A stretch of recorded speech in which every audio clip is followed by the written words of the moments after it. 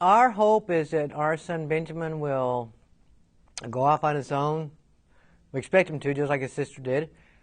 He's going to need a lot of support. So if I use him as an example, that he's going to need help in the morning, help in the evening, say getting up out of bed, from bed to bed. I mean, he has a lift system and stuff.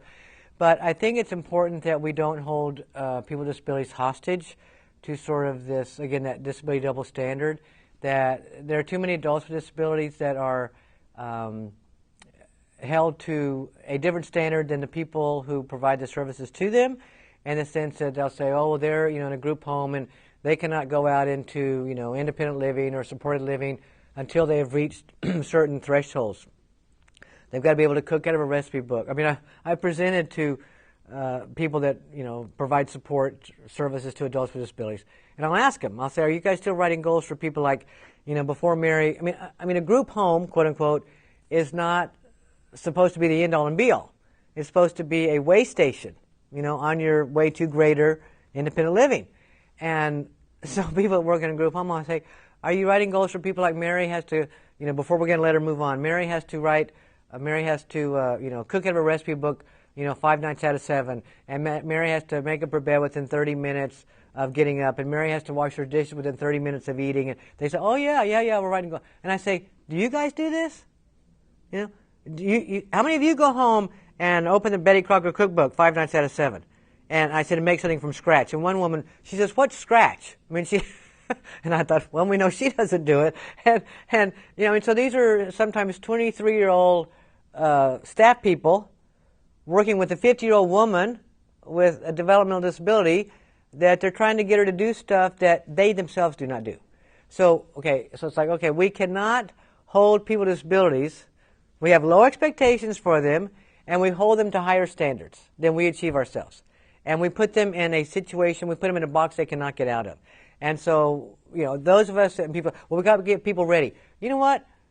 When we left our homes, when I left my parents' home, did my parents think I was ready to leave home and go on my own? Probably not. But I did, I could cook great when I was in my mom's kitchen. And when I left home at age, 18, 19, I moved 900 miles away. And I remember calling my mother and saying, Mom, I've got this big hunk of meat and this plastic right now. What do I do with it, Mom? I mean, this is before cell phones. I mean, that's a long distance, expensive phone call. So the fact of the matter is that people who don't have disabilities, they buy things they don't know how to use. They leave home, whether they're ready or not, or other people think they're ready. They buy a house before they're financially able to, understand the ramifications of signing a 30-year contract. They have children before they're ready to have kids. I ask people, when you had your first child, were you ready? Probably not. When you had your third child, were you ready? I mean, you were mature enough to have 3 children? No, but you do it anyway. So people who don't have disabilities do stuff all the time like that. And we've got to make sure that we allow people with disabilities to do the same things. They're going to learn, by doing. They're going to make mistakes. We have protected people with disabilities. We want to protect them into helplessness. And so that actually starts when they're children. And there's a name for it. It's called learned helplessness. So we need to make sure that people with disabilities have the same opportunities, to live where they want to live with whatever supports that they need. And we can talk in a second about, more natural supports and generic services. But people with disabilities, they're not criminals. They shouldn't be, convicted and sentenced to a life, in some residential facility or some shelter workshop that, that they never progress beyond that. We just hold them, in like suspended animation. And we think about people's homes. Again, I really don't like to use the term group home. It's a house in a neighborhood, but most people that live there probably don't think of it as their home. And again, to get rid of that disability double standard, that you would only call it a home if you had a key to the front door. I have a key to my front door, and actually we have an electronic keypad. But the fact of the matter is that, would you call it a home if you had an exit sign over your front door?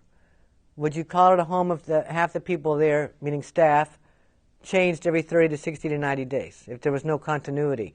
So we have to, it's like, what is it going to take for people to live in the homes that they want, with whatever supports that they need, just like people without disabilities, do.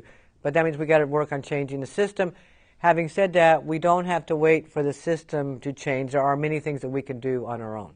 And adults with disabilities ought to have the same opportunities that adults without disabilities have.